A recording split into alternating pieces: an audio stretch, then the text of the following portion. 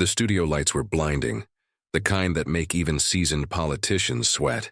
On the left side of the stage, Congresswoman Jasmine Crockett sat with her arms crossed, her face unreadable, her posture unyielding. She wasn't there to perform, but everyone watching, producers, panelists, millions at home, knew something was about to happen. The broadcast was already running behind schedule, tension humming beneath the surface. In the control room, producers scrambled to cue up a clip from Trump's latest rally, recorded just 2 nights earlier in Amarillo, Texas.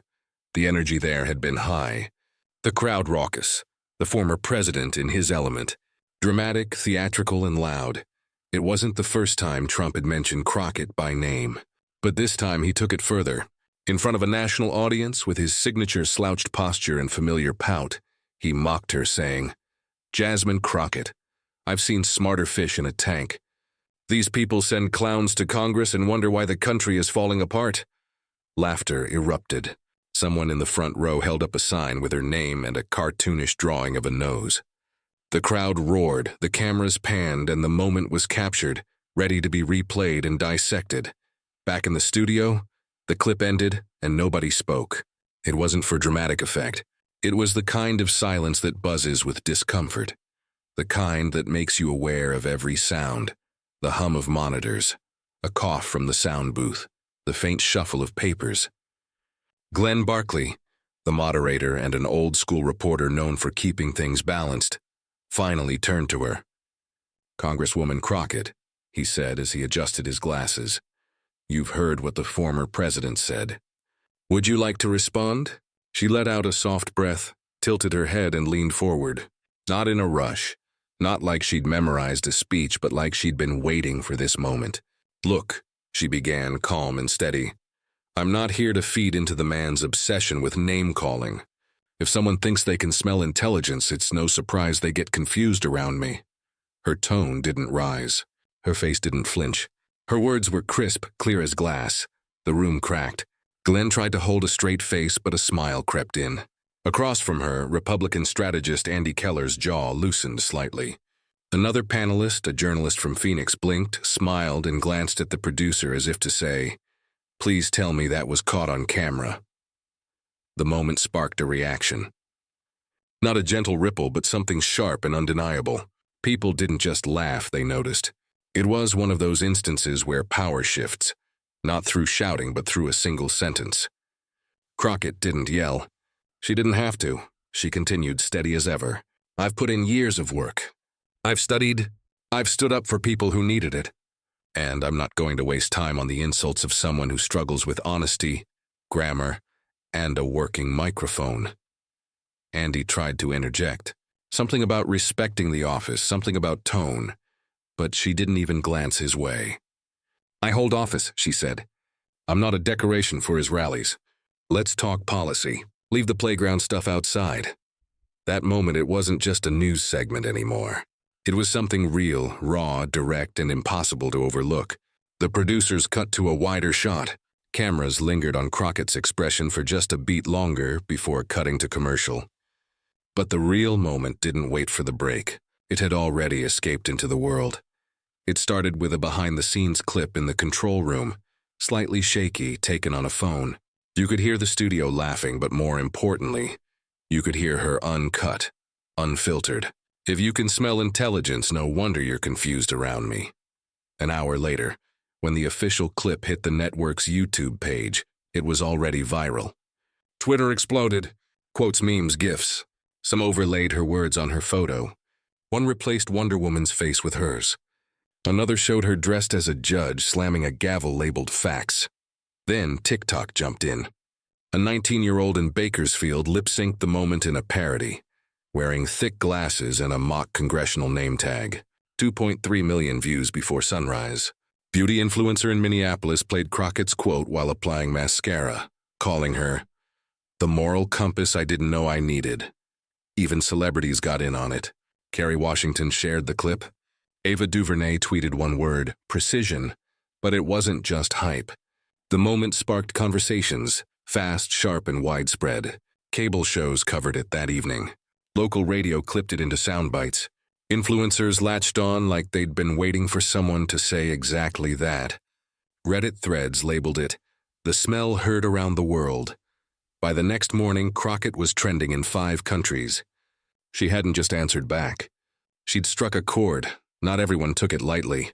Conservative blogs quickly twisted the moment into a headline frenzy. "Congresswoman Crockett uses bathroom humor to bash former president," one post claimed. Another accused her of being proof that liberals only care about snappy comebacks, not real solutions. Over at Fox Nation, an entire segment aired debating whether Crockett had stooped to Trump's level. Here's what was fascinating. She hadn't said anything vulgar. She didn't curse. She didn't shout. She spoke plainly and made it land where it hurt. And for people who had known her, none of this was shocking. Back in her college days at Prairie View A&M, she'd once shut down a guy's tasteless joke during a student town hall with just one sentence: "You can't throw shade if you're still sitting in the dark." People still remembered that line.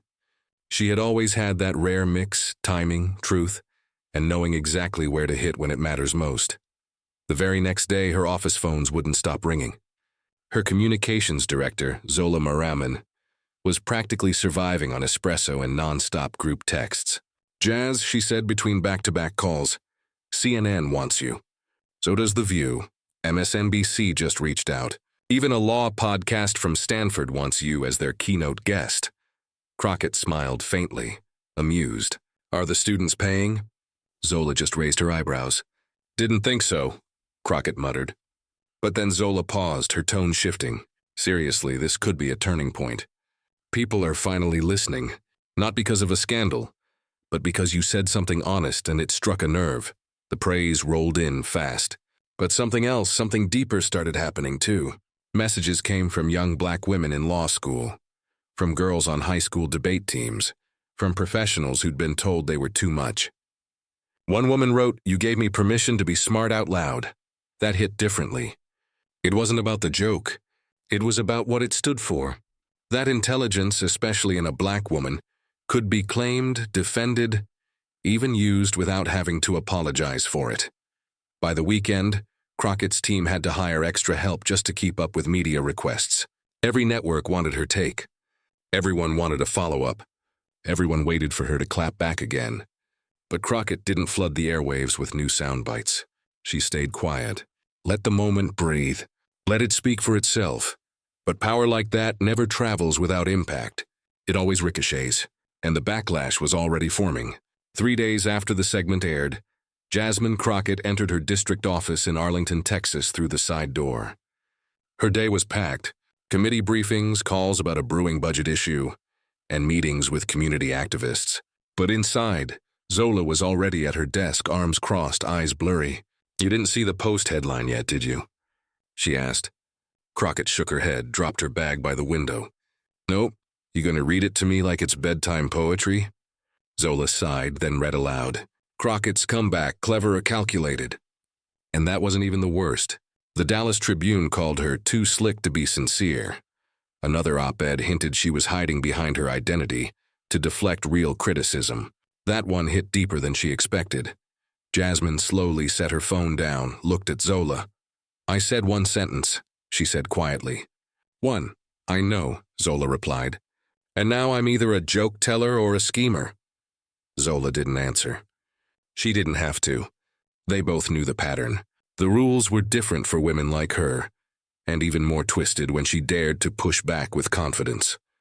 Inside her office, the air felt thick, not the kind of tired you sleep off, but the kind that piles up from every misrepresentation, every subtle dig, every dismissive smirk pretending to be a question. Crockett reached for a manila folder. Her committee notes were neatly organized as usual.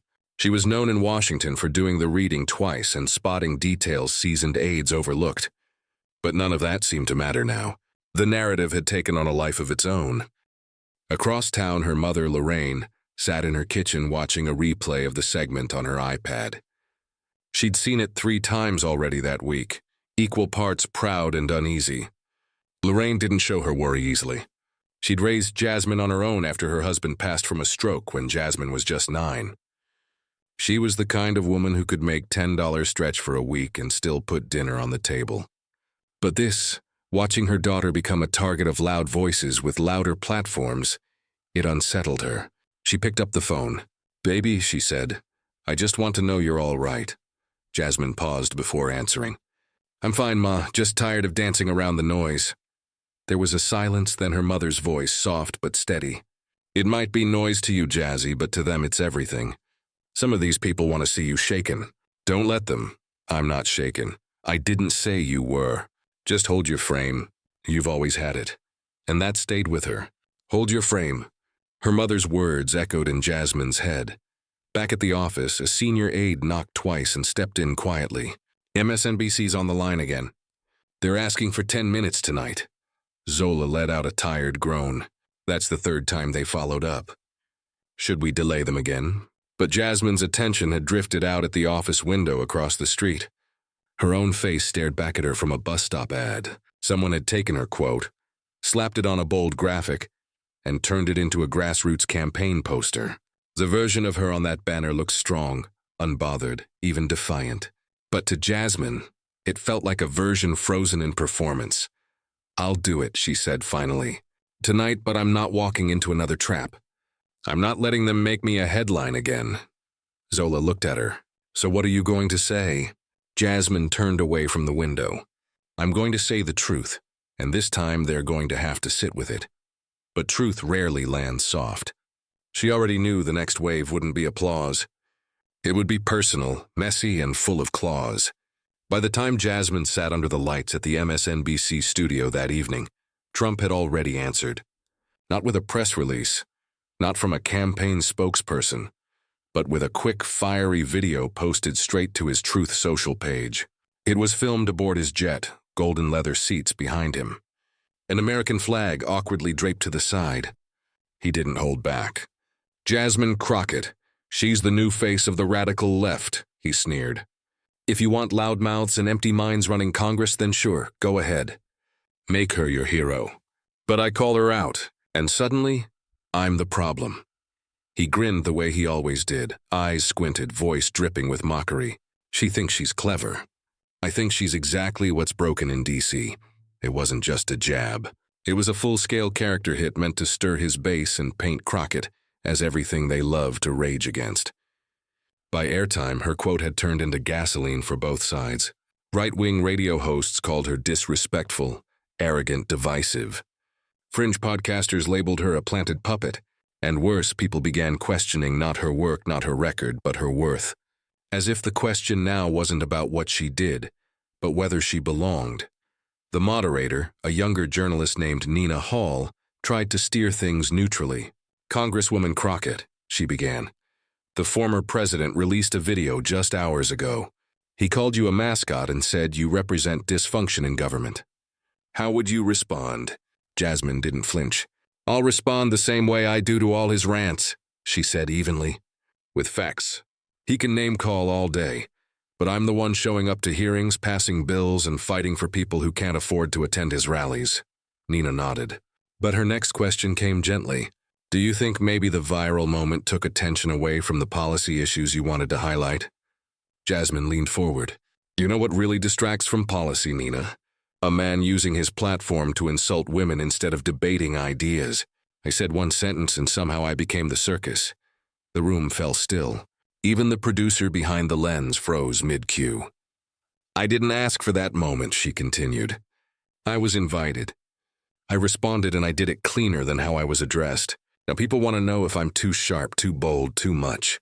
But let's be honest, if my name were Jacob instead of Jasmine, would we still be asking this?" And there it was, the quiet part spoken plainly. After the taping, Nina approached her off camera. "You nailed it," she said in a low voice. But as Jasmine stepped into the cool air outside the studio, her phone buzzed nonstop. She didn't have to check it. Zola had already warned her. The ugliness was going to spike before it faded. Voicemails were pouring in. Blocked numbers, anonymous messages. One voice told her to go back to your roots and stay out of white folks' politics. Another caller repeated her name slowly like it was something to spit. Some accused her of arrogance. Others didn't bother with subtleties, but one message made her stop walking. It came from a Texas area code. The man's voice was flat, cold, no shouting, just intent. "You've stirred the wrong crowd, Congresswoman. That's all I'll say. Watch your back." She played it twice. Then again and forwarded it immediately to Capitol Police. That night, alone in her hotel room, she sat at the edge of the bed. The TV was on but muted.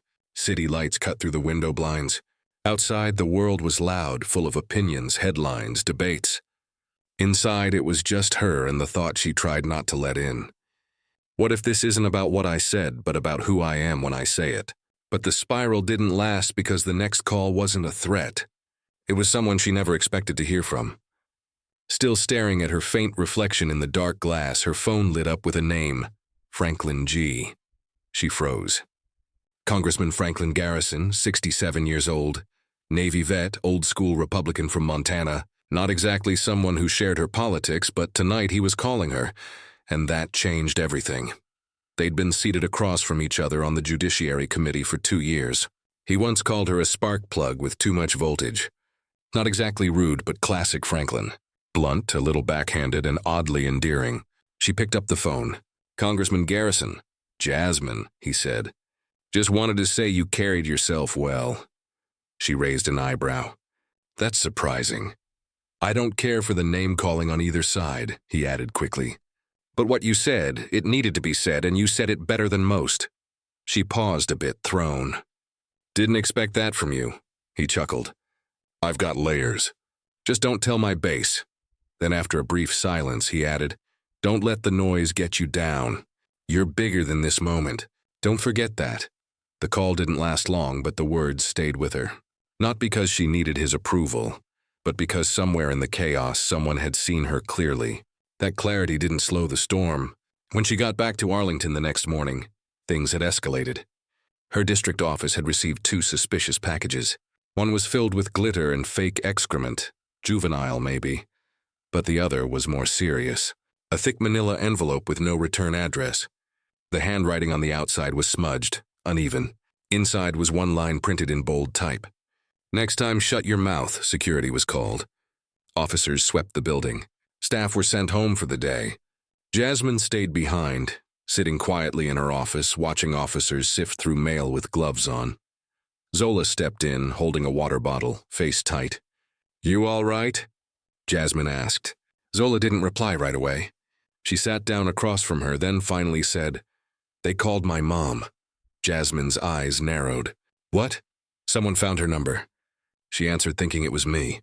"The guy asked if she raised a political loudmouth or a walking target. Then he hung up." Jasmine's fingers clenched around the armrest. "This is what they want, to make us afraid, to push us into silence." Zola leaned in, her voice low. "It's working, Jazz. I've got 2 interns who won't come back. Volunteers are pulling out of this weekend's drive, and I'm tired." "We're all tired." It was the first time Zola's composure cracked. Her armor had always been solid. Tonight it buckled. Later that evening, Jasmine drove without warning to her mother's house. She didn't call ahead. She just needed to be near her. Needed a moment of something real. Lorraine opened the door in slippers, hair wrapped, eyes tired. "You eat today?" she asked. Jasmine smiled faintly. "You always lead with food." Lorraine shrugged. "Food keeps you strong." Words wear off. Carbs stick. They sat in the kitchen, bowls of hot gumbo between them.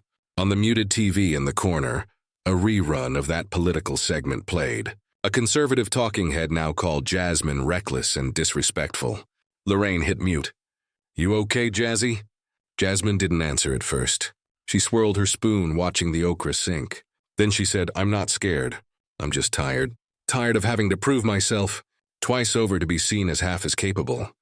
Her mother reached over and placed her hand gently on hers. "You know what your daddy used to say. They only bark when you're close to the truth."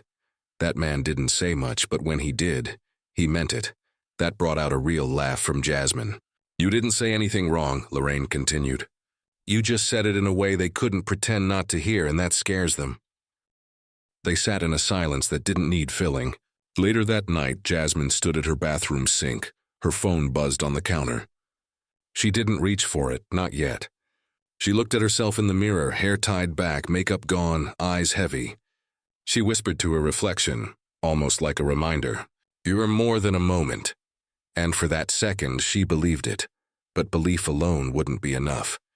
Not when the storm was still circling, waiting on her next move or her next sentence. The next morning, Jasmine's phone lit up again, this time with a name she hadn't seen since a transportation hearing 6 months earlier, Elliot Brandt. Congressman Brandt from Idaho, staunch conservative, ex-rancher, loud opponent of regulation, the kind of guy who thought crossing the aisle meant borrowing barbecue sauce. She considered ignoring it. She wasn't in the mood for another masked threat disguised as politeness, but curiosity won. She answered, "Congressman Brandt." "Congresswoman Crockett," he said, voice unusually calm. "I imagine this wasn't the call you expected." "I don't usually get morning calls," she replied, "from people who once claimed solar energy was a vegan hoax." He laughed. "Fair enough, but I'll keep it brief. I watched your MSNBC segment." "Of course you did," she said dryly. "I thought it was honest," he said. "And brave." That made her pause. "I'm not calling to flatter you," he continued. "I'm calling because I've seen how this place works up close. I've been in D.C. long enough to know when someone's getting steamrolled." Jasmine raised an eyebrow. "And you've been here long enough to vote for just about every bill that makes it harder for people like me to cast one." He didn't blink. "I'm not here to argue history. I'm just saying this. What Trump did crossed the line. You had every right to respond. I may not agree with your politics, but I respect the hell out of how you handled it." There was a pause. Jasmine let out a slow breath through her nose.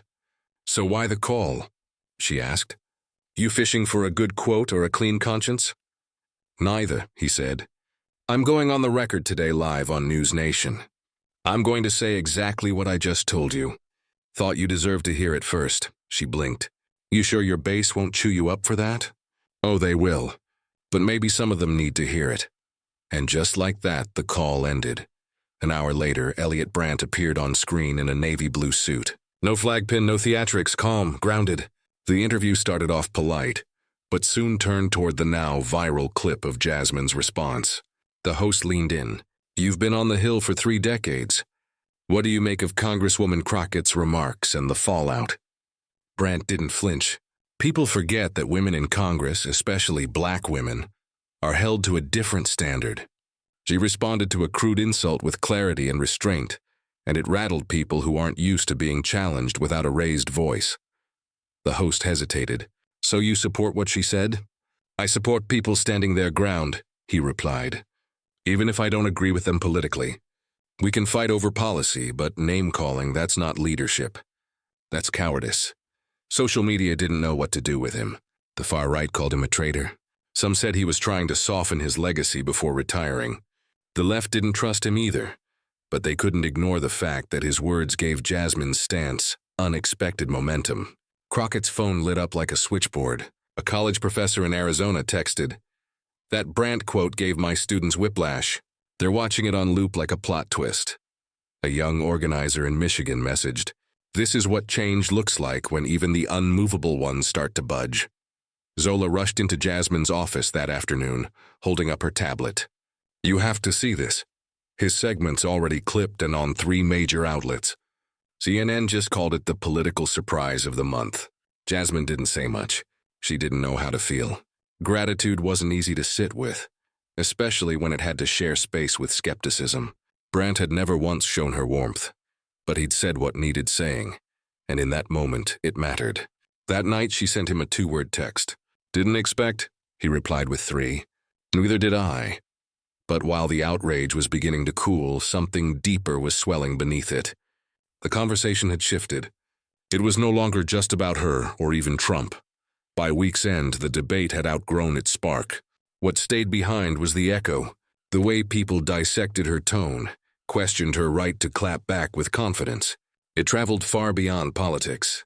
It landed in classrooms, cafeterias, podcasts, office break rooms. Not the screaming kind of debates, but the quiet, complicated ones. Why do black women get labeled angry when they're simply asserting themselves? Why are they expected to smile while being challenged, insulted, or diminished? That Friday at Wilmer High School in Dallas County, a history teacher named Clara Rue wheeled in a TV cart for her senior civics class. She played the clip, then asked a single question. Would the reaction be the same if a white man had said it? The room went still. Then a girl in the back raised her hand. They'd probably put it on a bumper sticker. There was laughter, but it wasn't light. It landed heavy. College campuses picked it up.